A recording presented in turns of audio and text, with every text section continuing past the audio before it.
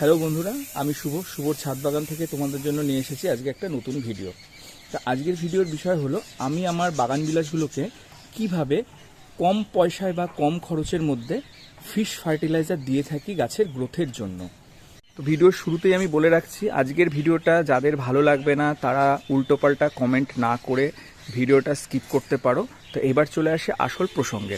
এখানে যে তোমরা বাগান বিলাসের আইডিটি দেখতে পাচ্ছ, এটা হলো আমার অর্জুনা বাগান বিলাসের আইডি। অনেক বড় গাছ ছিল, তা আমি ডাল কেটে কেটে অনেক চারা করেছি, তোমরা দেখতে পাচ্ছ এখান থেকে নতুন আবার ব্রাঞ্চ বেরিয়েছে।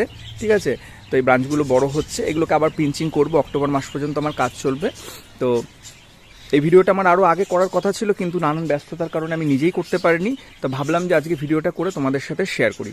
তো দেখে যাওয়া যাক, তা আমি আমার বাগান বিলাসকে কম খরচে কম পয়সার মধ্যে ফিশ ফার্টিলাইজার কিভাবে প্রোভাইড করি। বাজারে অনেক ধরনের ফিশ ফার্টিলাইজার পাওয়া যায়, ঠিক আছে, তো সেগুলো অনেক দাম হয়ে থাকে, যেগুলো সবার পক্ষে সবসময় এফোর্ড করা সম্ভব হয়ে ওঠে না। তা আমি কম পয়সার মধ্যে আমার বাগান বিলাসে কীভাবে ফিশ ফার্টিলাইজার ইউজ করি সেটাই তোমাদের দেখাবো। এই যে তোমরা দেখতে পাচ্ছ এখানে কি আছে, এগুলো শুকনো মাছ, অনেকে শুটকি মাছ হিসাবে চেনে। ঠিক আছে, যাদের শুকনো মাছ বা শুটকি মাছের প্রবলেম আছে, গন্ধনে প্রবলেম আছে, তারা ভিডিওটা স্কিপ করো, উল্টোপাল্টা কমেন্ট না করে। আমি আবারও বলছি, যাদের প্রবলেম নেই, ঠিক আছে, এই যে দেখতে পাচ্ছ শুটকি মাছ, এগুলো কিন্তু খুব একটা বেশি দাম না, মার্কেটে পাওয়া যায়। যারা গ্রাম অঞ্চল থেকে ভিডিওটা দেখছো, তাদের গ্রাম অঞ্চলে দেখবে এগুলো 50 টাকা 60 টাকা কেজি হিসেবে পাওয়া যায়। শহর অঞ্চলে যেখানে পাওয়া যায় সেখানে ওরকমই দাম পড়বে, মোটামুটি 100 টাকা কেজির নিচে পড়বে। তুমি যদি 1 কেজি নাও, তোমার প্রচুর গাছ হয়ে যাবে। আমি একটা কিনেছি 60 টাকা কেজি হিসেবে কিনেছি। কেনার পরে এটার মধ্যে ফাঙ্গিসাইড মিশিয়ে আমি 7 দিন রেখে দিয়েছি। 7 দিন মিশিয়ে রেখে দেওয়ার ফলে কি হবে, এর মধ্যে যদি কোনো ফাঙ্গাসজনিত কোনো কিছু থাকে সেটা নষ্ট হয়ে যাবে, যাতে আমার গাছে ব্যবহার করার ক্ষেত্রে কোনো ক্ষতি না হয়। আর এই ফিশ ফার্টিলাইজার, ঠিক আছে, মার্কেটে যেটা পাওয়া যায় সেটাও খুব ভালো। আমি কম পয়সার মধ্যে ব্যবহার করি, যার জন্য আমি শুটকি মাছটাকে প্রেফার করি।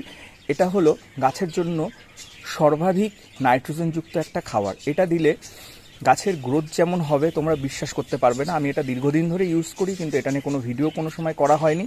তা আমার মনে হলো আজকে ভিডিওটা তোমাদের সাথে শেয়ার করা উচিত, কারণ আমরা যারা ছাদ বাগানি আছি, বাগান করতে ভালোবাসি, অনেকেই আছে তাদের বাজেট ফ্রেন্ডলি না হওয়ার জন্য অনেক সময় আমরা অনেক কিছু গাছে ইউজ করতে পারি না, যার ফলে গাছের গ্রোথ ঠিকঠাক হয় না। তো সেই জন্যই আমি আজকের ভিডিওটা করছি।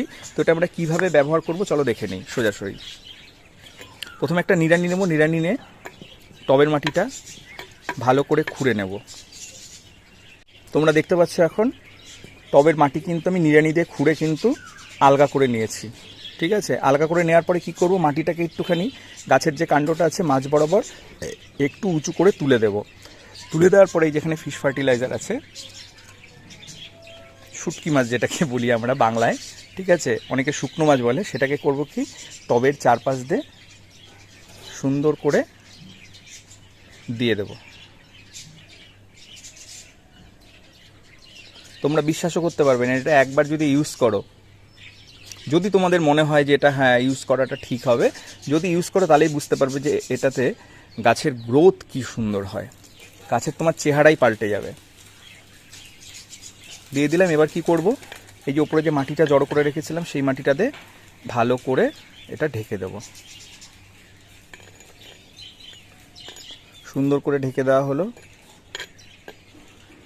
ঢেকে দেওয়ার পরে এই যে এখানে হিউমিক অ্যাসিড মেশানো জল আমি রেডি করে রেখেছি, টবের মাটি ভালো করে ভিজিয়ে হিউমিক অ্যাসিড দেওয়া জল দিয়ে দেব,